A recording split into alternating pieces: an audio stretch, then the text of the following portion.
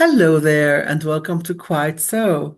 I am your host, Dada. Today, we are beginning the third season of this podcast, which started in the first season under the name Casual Fridays and which evolved into Quite So in the second and third seasons. Before I talk about my guest today, I would like to remind you that I am not only a podcaster, but also a writer.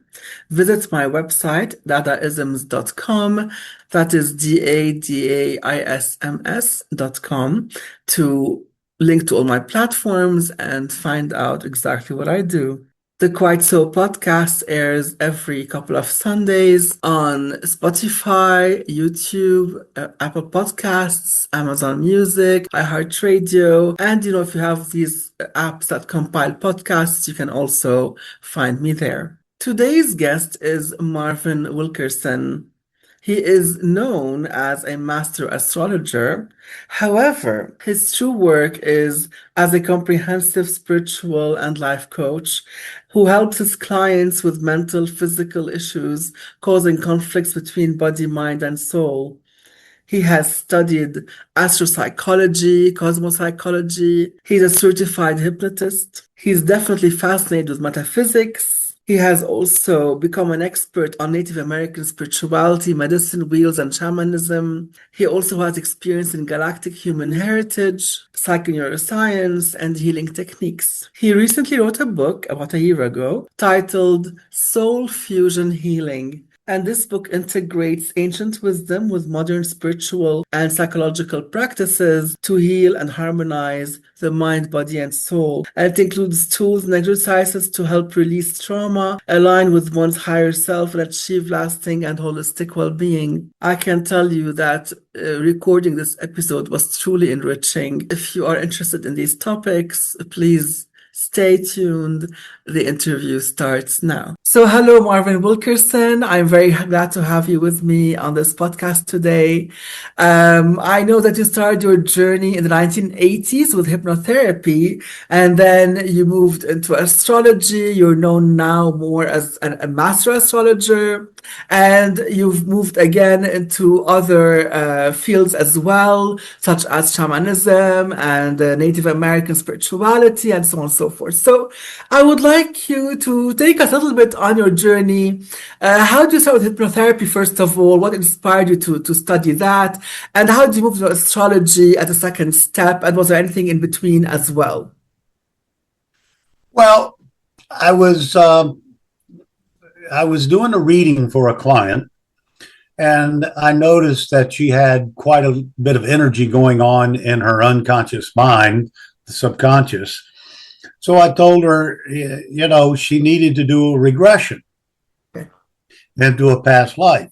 Yeah. And I mean, I used to do that back in the 70s with all us hippies. And so she went out to find one. I said, somebody ought to be here in Nashville that does regression work. And then she came back to me in about a week or so and says, I can't find anybody. And I said, oh, heck, I'll do it. So I picked up a book, The New Regression Therapy, by a man written in Denver, Colorado.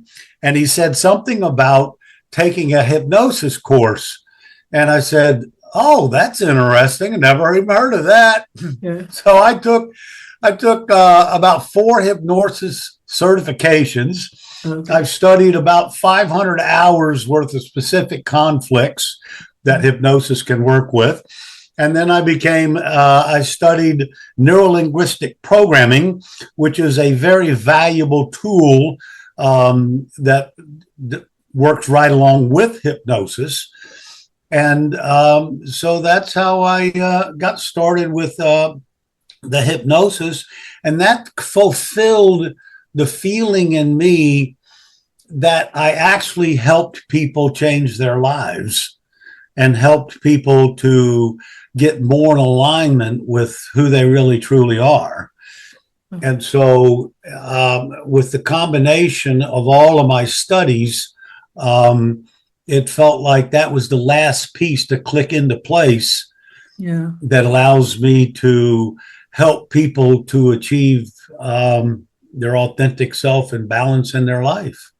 So before hypnotherapy, you said you were doing readings, tarot readings, or what kind of No, reading? I've been studying astrology since I was 18 years old, Okay. well over 50 years. Yeah, that's And very I've been interesting. in metaphysics about the same amount of time.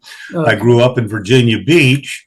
So obviously, I connected with the Edgar Cayce Foundation Mm, and did a lot of studies of his readings up in the Edgar Cayce Foundation, which is about 14,000 of them. right. And 8,000 of them are for healing. And Mm. so that's kind of where I got indoctrinated or had, achieved my indoctrination into spirituality, metaphysics, past lives, and so forth. And it's been a transition of, at one time I was reading 3-4 books a week, and now I do a lot of work with quantum physics and quantum realities, and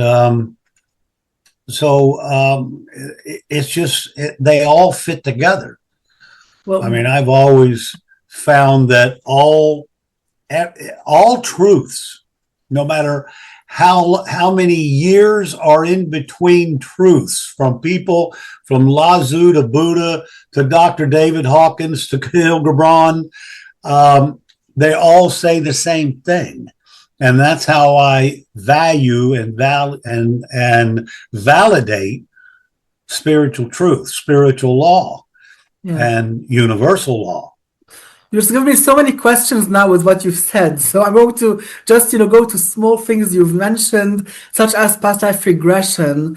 And since you've done it so many times, I guess, what can you tell us about, the past life regression? If based on your many experiences, what is, if you will, the one nugget you can give us about past life regression or the afterlife, or I don't know, what would you like to tell us about that? Well,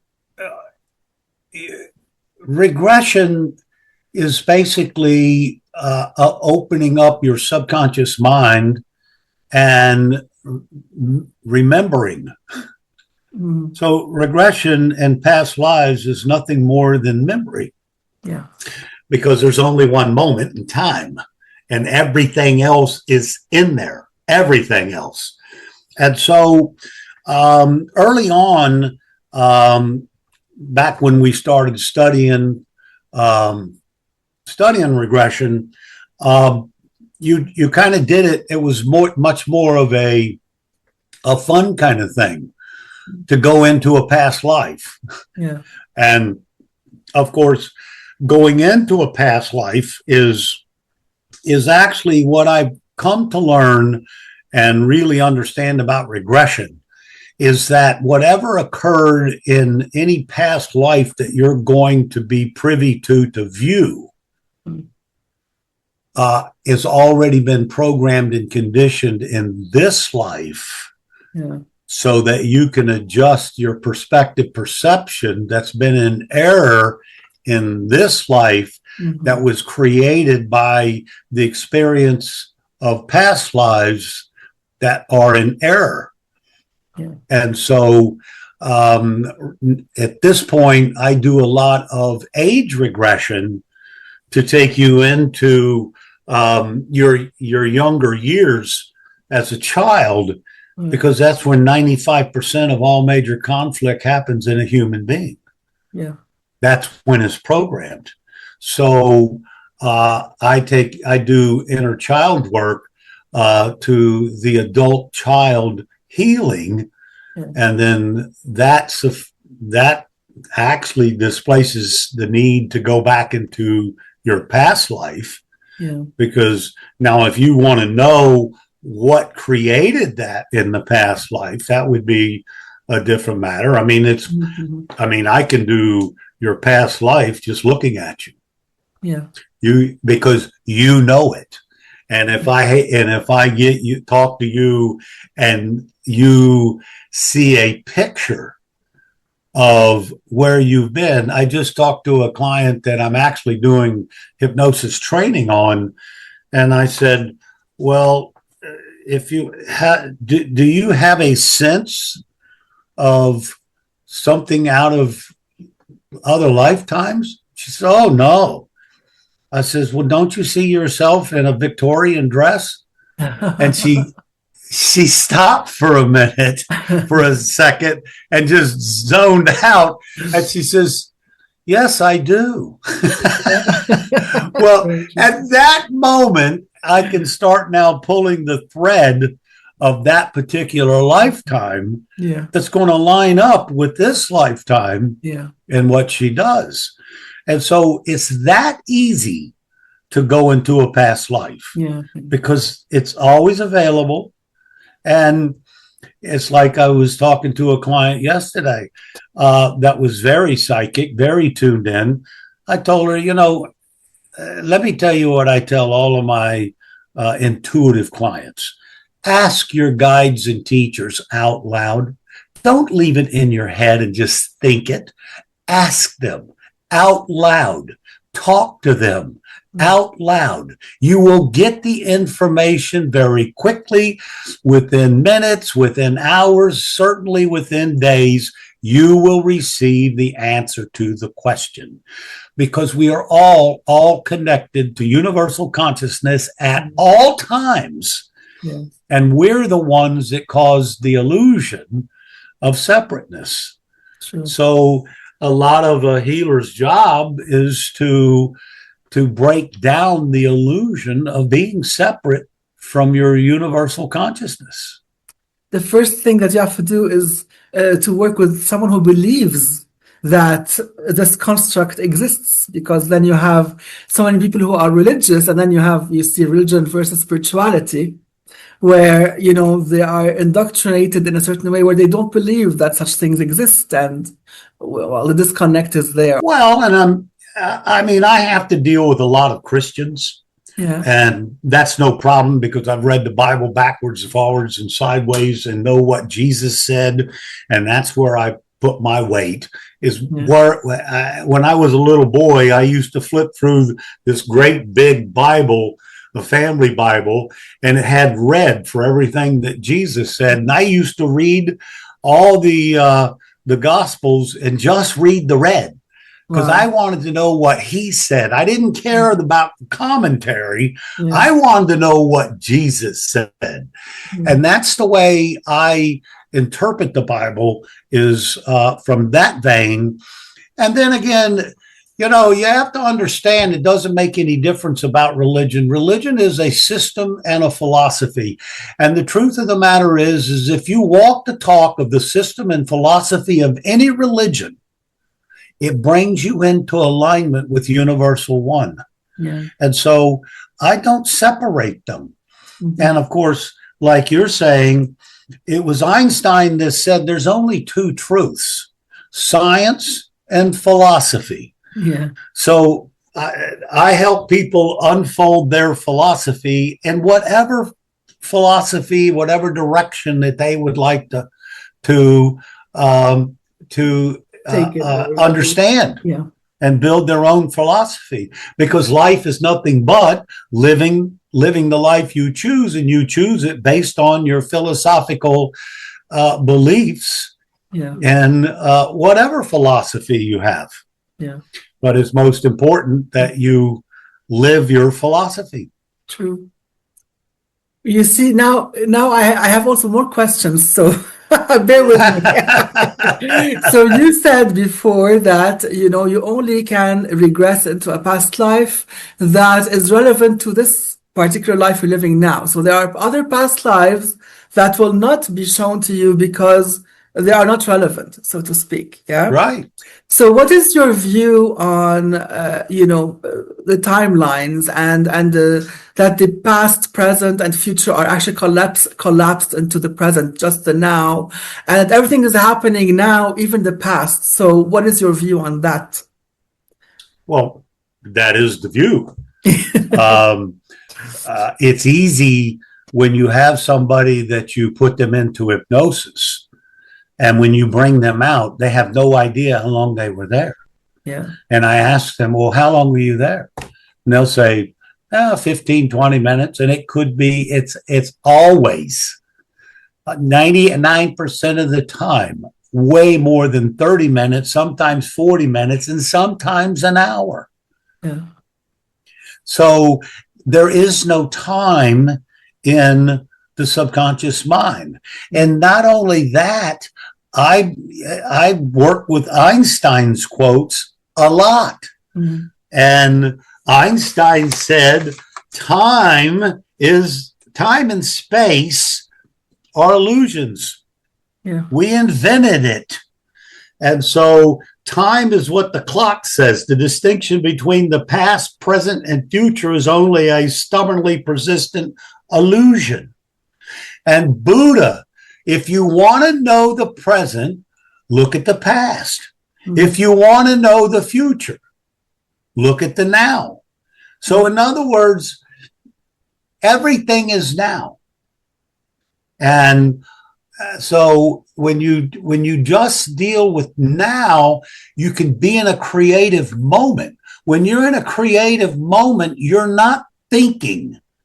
When you're not thinking, your greater mind, the subconscious, which is 1,000,000 times more powerful than the conscious mind, is now in charge.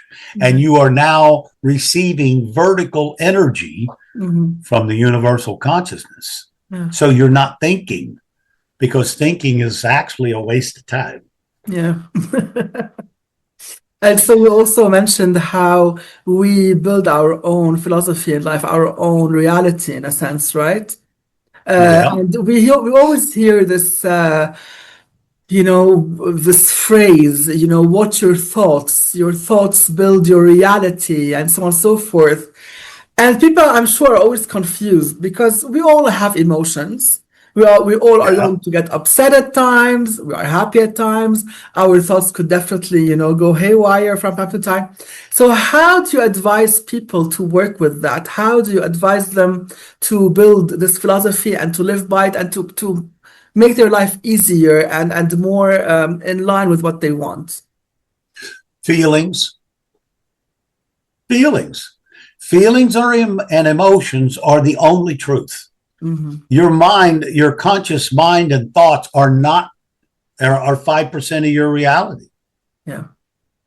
So you're only going to experience through your conscious mind what is your personal consciousness, which is relevant to you, that you can see. Mm-hmm. And then that connects you to the body.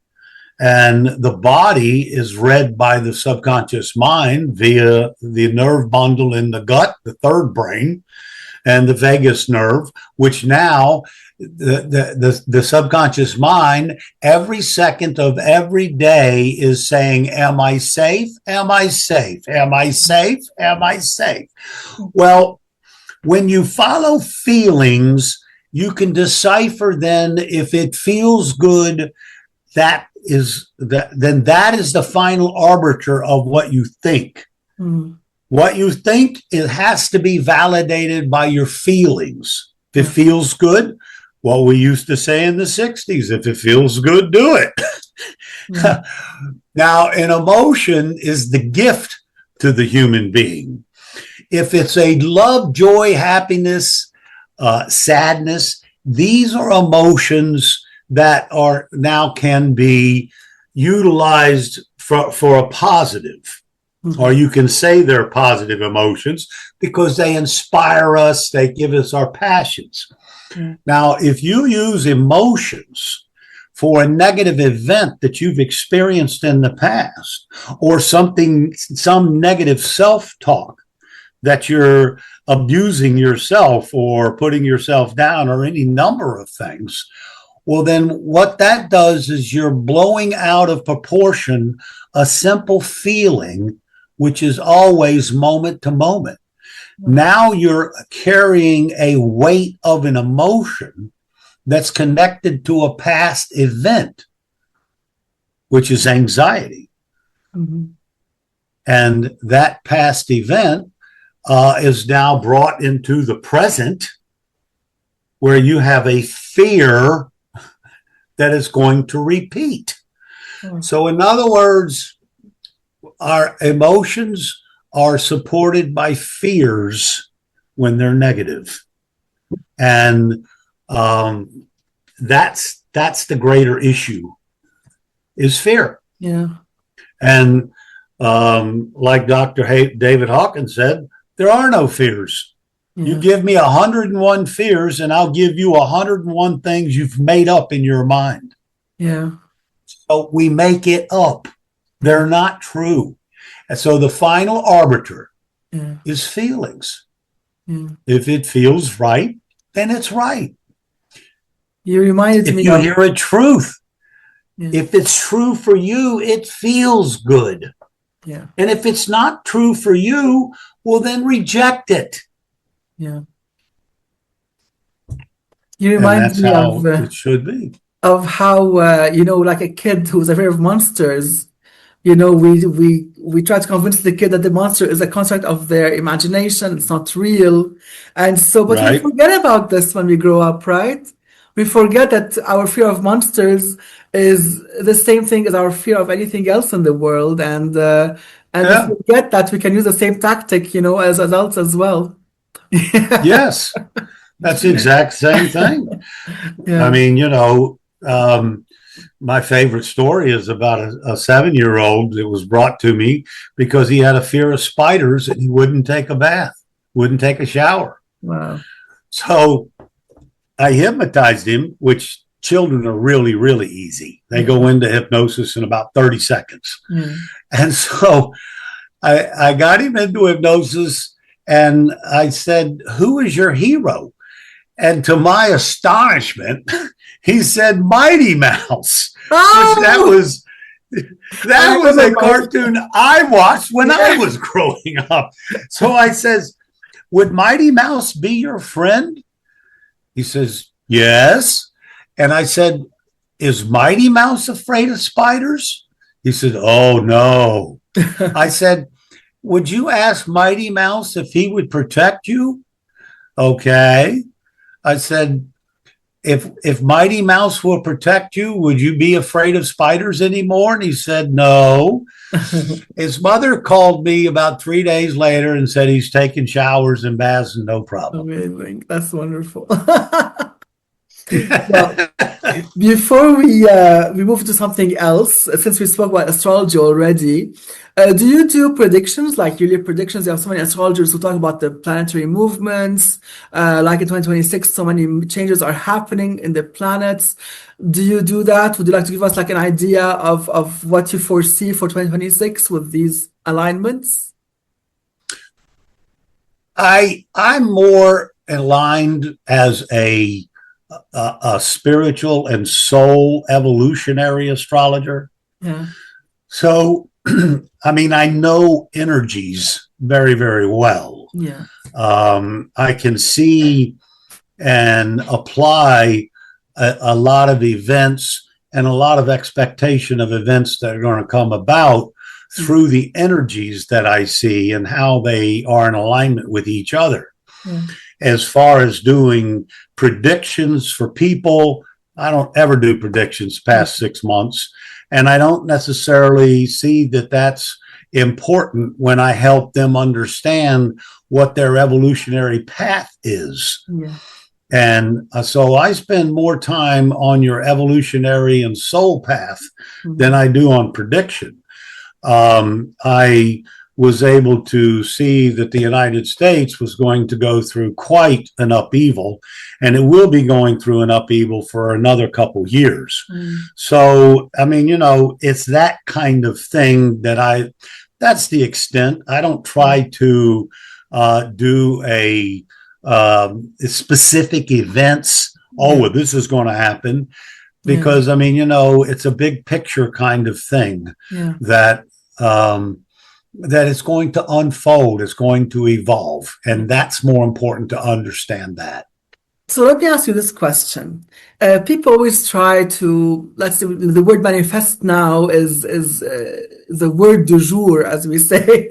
And people always try to, manifest a certain life, this career path, this abundance, whatever. I'm starting to feel that no matter how much you try to reach a certain goal, maybe the planetary alignments sometimes won't help you.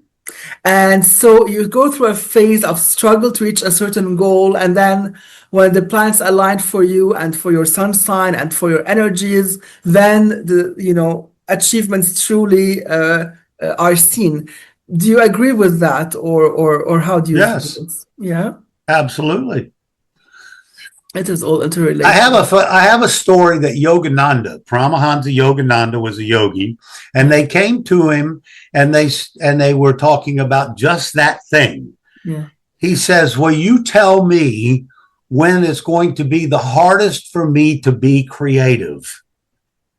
And so they picked out a time and they came to him and said, and he said, "I'll paint a picture that is at the hardest time of my life, energetically." And so they gave him the time. It took him 2 weeks to do it, but he painted a masterpiece while the energy was against him. Yeah. We all can choose how we use energy. Mm-hmm. You're not dictated to by energy. Yeah. And on top of that, you have to understand the soul is what gives you desires. Desires come from the soul. They are not something that you make up and choose. Mm-hmm. You are here to be guided to a self-realization promise, or that's what you're here to accomplish, self-realization. Well, if I left it up to your conscious mind or ego mind, well, then you'd be all over the map.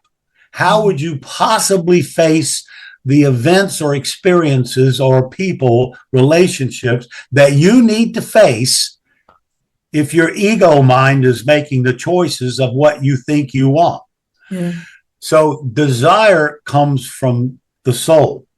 The soul is guiding you where it needs you to go to get a new perspective or perception about something that's been in error that keeps you from self-realization. So you're never doing anything that's out of place. Yeah. You're doing something that you will learn and grow, and it is everything you face is an opportunity. Yeah. An opportunity. Everything. I don't care what it is. I don't care if it's a major illness. I don't care if it's a horrible relationship. It's giving you an opportunity to grow and become self-realized. And if you just accept that understanding, well, then you are miles and miles ahead of the game.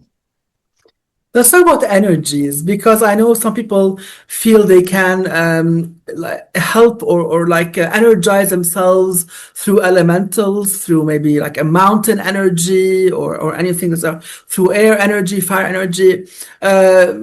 Is this the ideal type of energy you could rely on? Are there other types of energies that you would advise us to use, or how can we cultivate certain energies to help us? Oh, well, yeah, but you have to. This is the thing. Astrology is simply observation correlation. Mm-hmm. So every single energy has positives and negatives.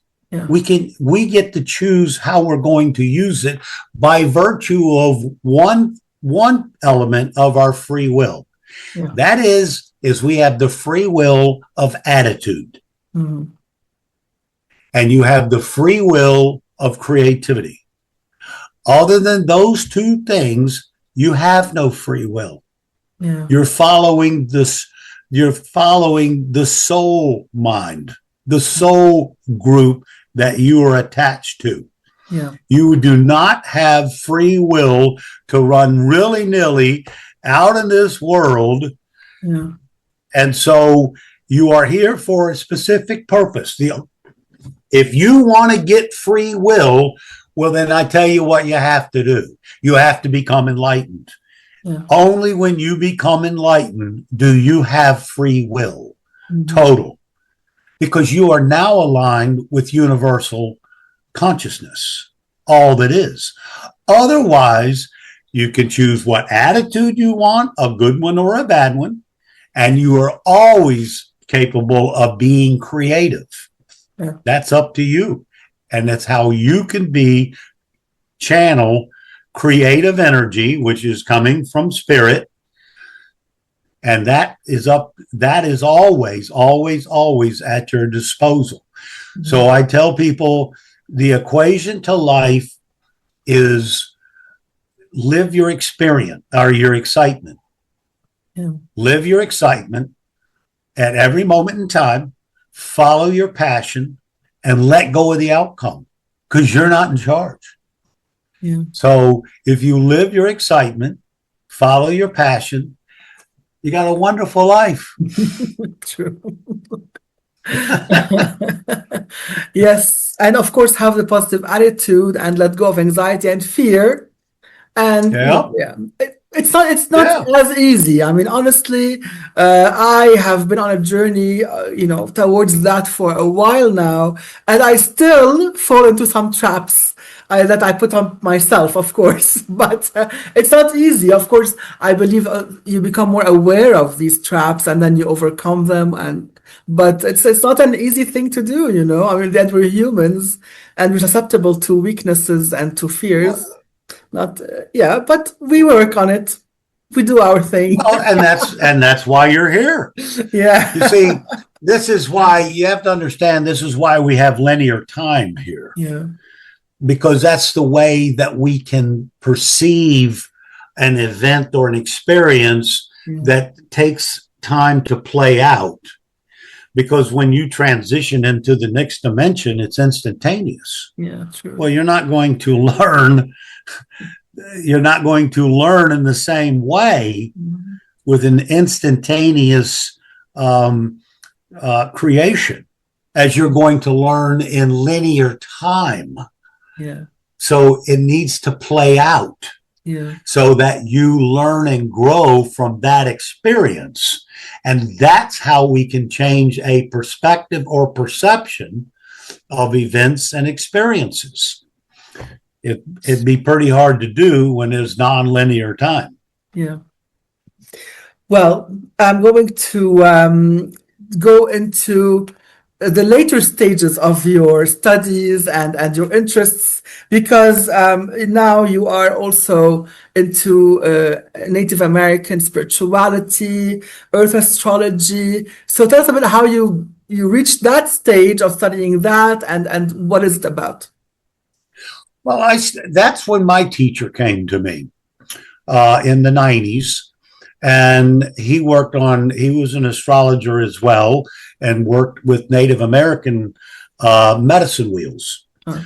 So I learned the Native American medicine wheel. Yeah, what are the medicine wheels? Well, there's thousands of medicine wheels all across the whole planet. But they are circles that now have places in them that you can now understand the divisions of the circle or the cycle.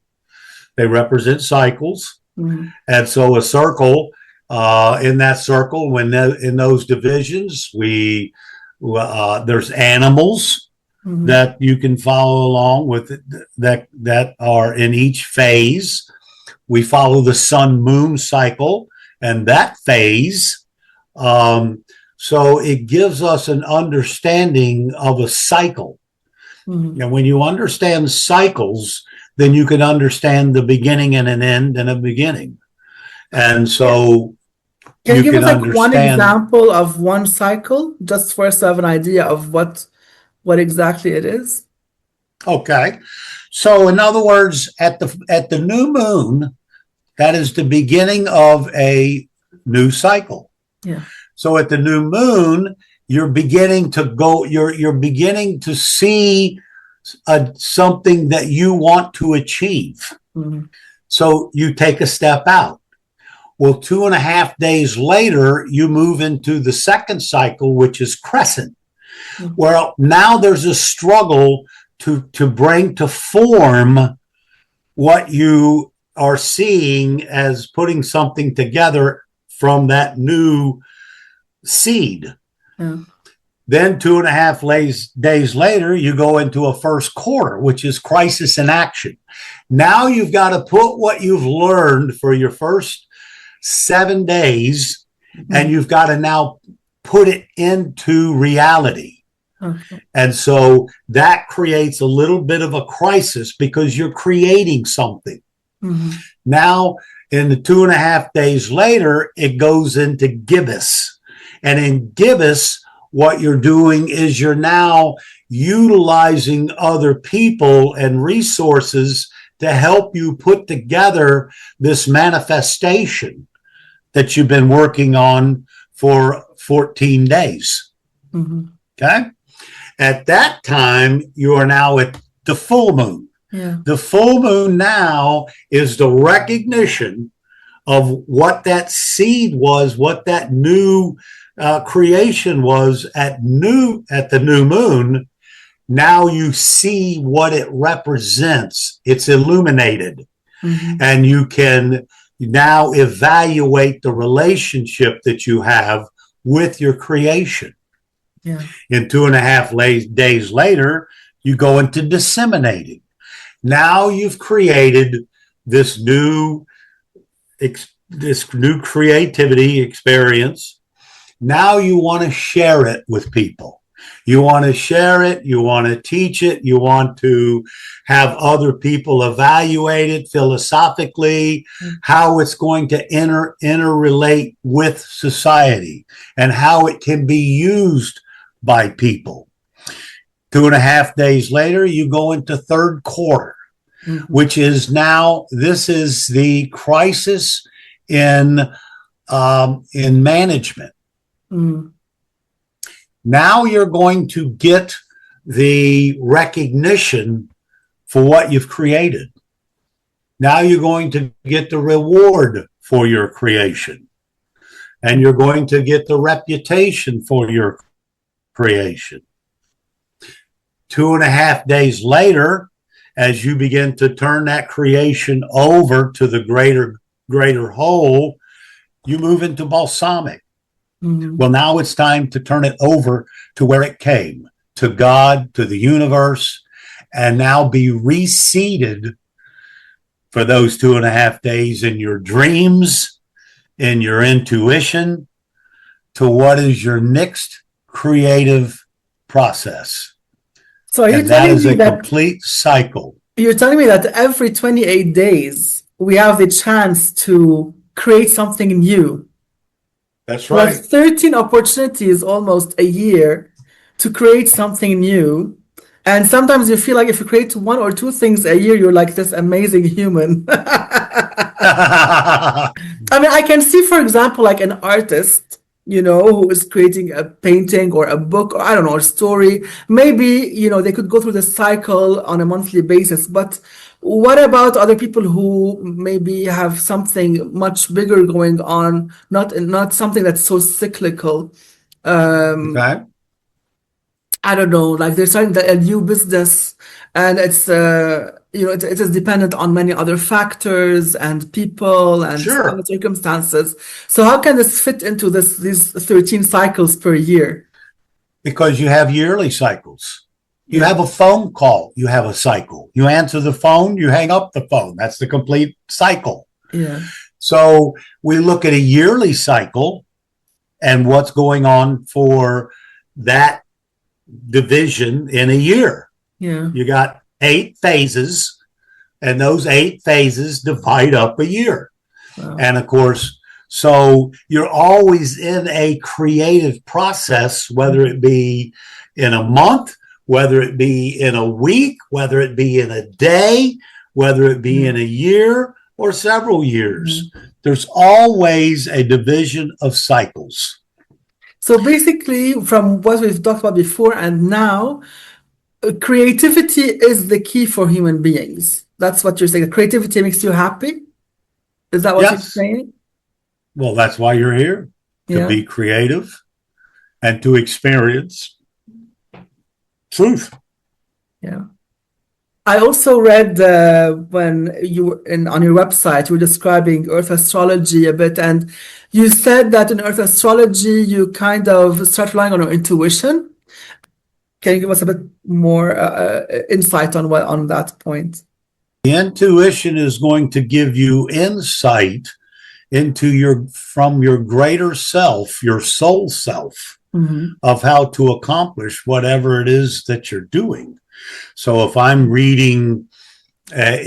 doing a reading, I'm getting intuitive information as I do the reading for what this person's energy is, Hmm. and then how I can best convey what I'm seeing or hearing or intuiting Yeah. to a specific energy or Mm. specific relationship of two energies.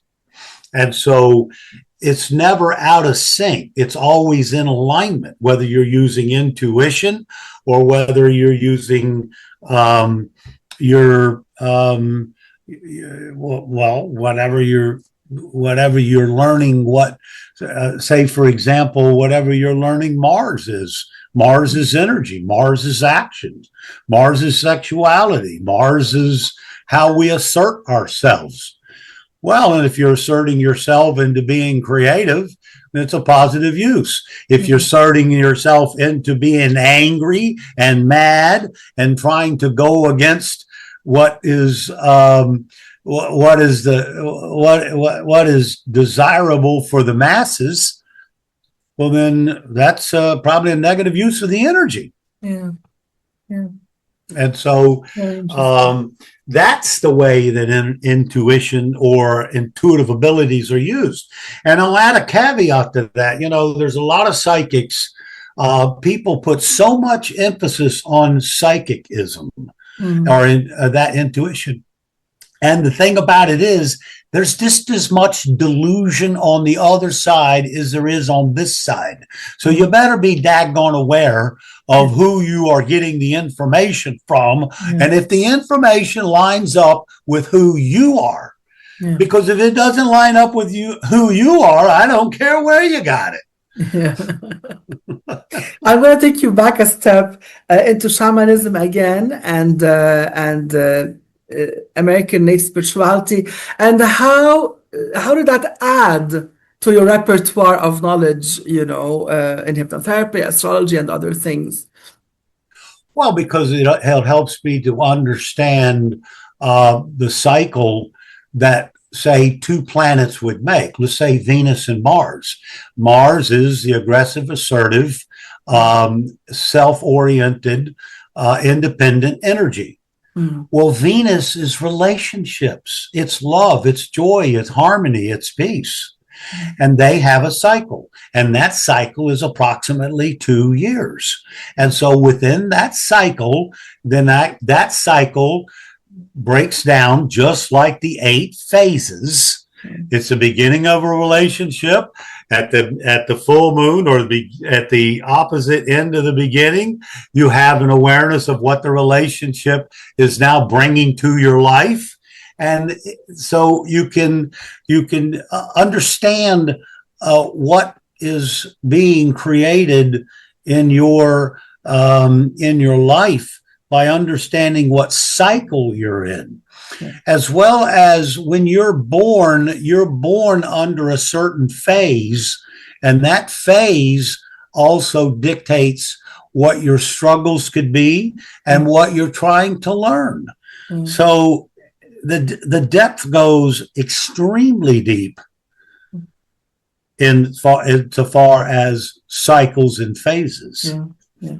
And this all comes from understanding and learning the Native American medicine wheel. Yeah. Beautiful. I also read that you are knowledgeable of the galactic human heritage. What is that exactly? Well, we're not alone in the universe, obviously.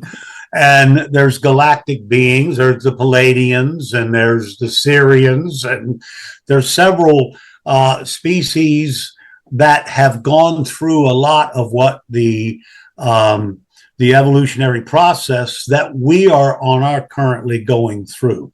Mm-hmm. The wonderful thing about humanity is trying to learn love.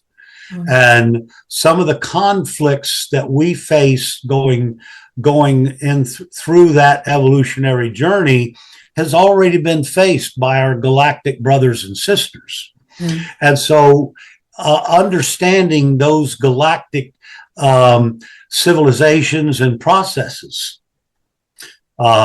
just like the Orion. The Orions went through what we are currently going through right now.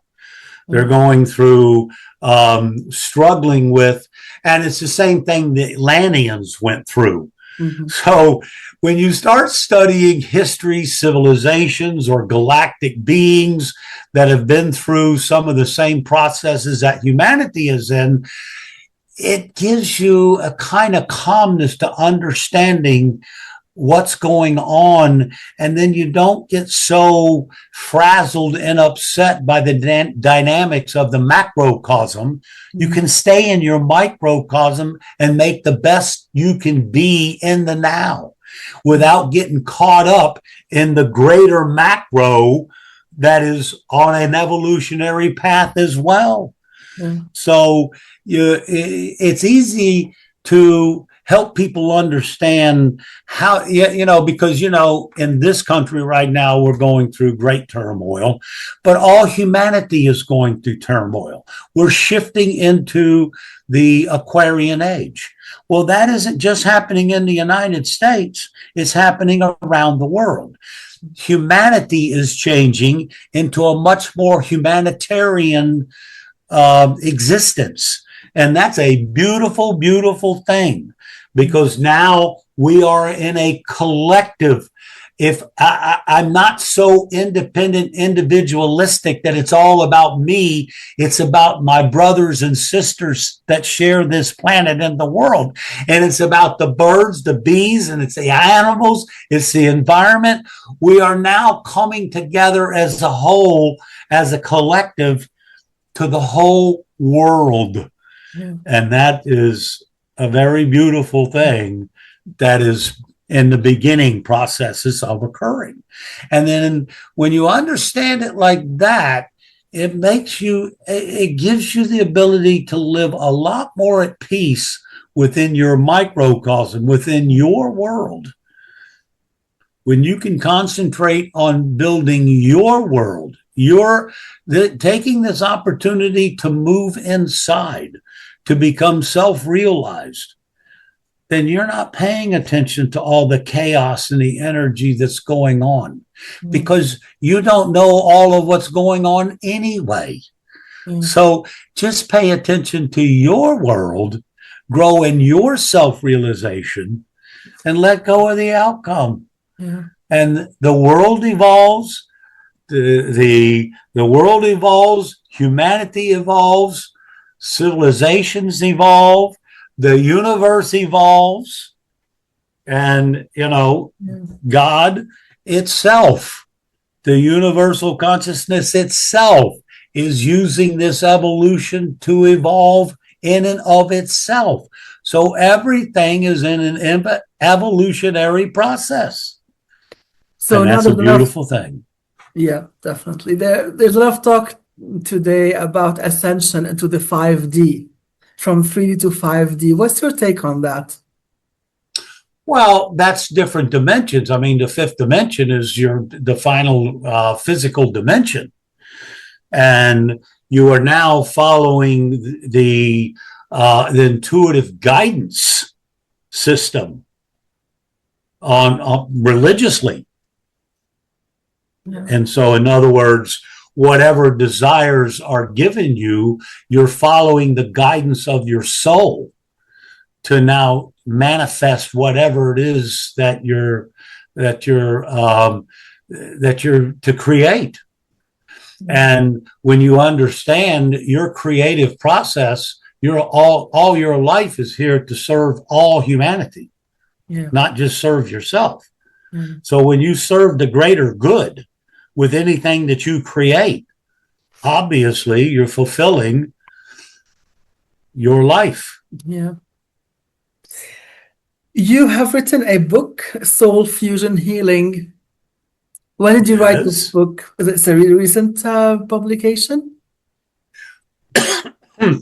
Well, I wrote the book in 2024, and it was published um, December of the 30th, 25, or roughly the beginning of 2025. So it's been out about a year. Yeah. It's a basic culmination of all my work. Nice. I've put everything in there that I've learned through years and years and years of counseling, consulting people, helping people, all of what I know about metaphysics. If you were to ask me who am I would tell you I'm a metaphysician. Yeah.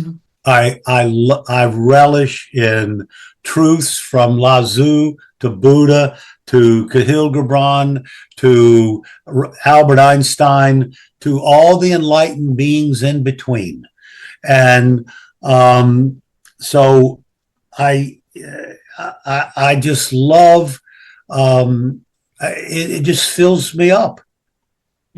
I can't get enough, whether it's Marcus Aurelius, whether it's so many of the enlightened beings, Stoicism, Plato, Aristotle. These are all enlightened beings, and they all say the same exact thing. And so my job, no matter where I am, is to walk the talk, like my teacher said, walk the talk or throw it away. Yeah. So I work to walk the talk. Yeah. I work to live the beliefs that are philosophies of life. And, that basically beliefs box you in. So I just accept what I see. And that's what Lao-Tzu said 1,500 years before Christ. Yeah. Let reality be reality. So this is all you're doing. Yeah. You're observing reality and growing from what you observe. Yeah. Beautiful. I look forward to reading your book, by the way. I'm definitely going to order it in. I'd urge people to go to your website, astromarv.com, and they will know much more about you. Buy the book also, Soul Fusion Healing by Marvin Wilkerson. I'm sure it's going to be an amazing read. And so I thank you so much for being with me today. It was a wonderful episode filled with so much information. And, there's so much more we could find out. Maybe in a year or so, we can have another interview and discuss other things as well. And I thank you so much for being here with me today. Well, I appreciate you having me and giving me the opportunity to share with you. It was fun to be sharing with the Gemini. I love Geminis because they're so curious, and the communication is always good with the Gemini. What is your sun sign? I didn't ask you. I am a Capricorn. Okay, yeah, I do get along with Capricorns generally, so yeah. Oh yeah, it's sextile. Yeah, exactly. So that was it. That's why it was such a smooth sailing today. Well, I'm glad it worked out like that. Yeah. A lot of people think of Capricorn as being an old stodgy grump. Nope. You see that misconceptions. People think Geminis are just, people who are flighty, who can't make up their minds, who just, who are untrustworthy, which is also not accurate at all. Well, they're geniuses. How can you say that about a Gemini? Exactly. Geminis are genius. Thank you. Well, thanks again, Marvin, for this lovely, lovely episode.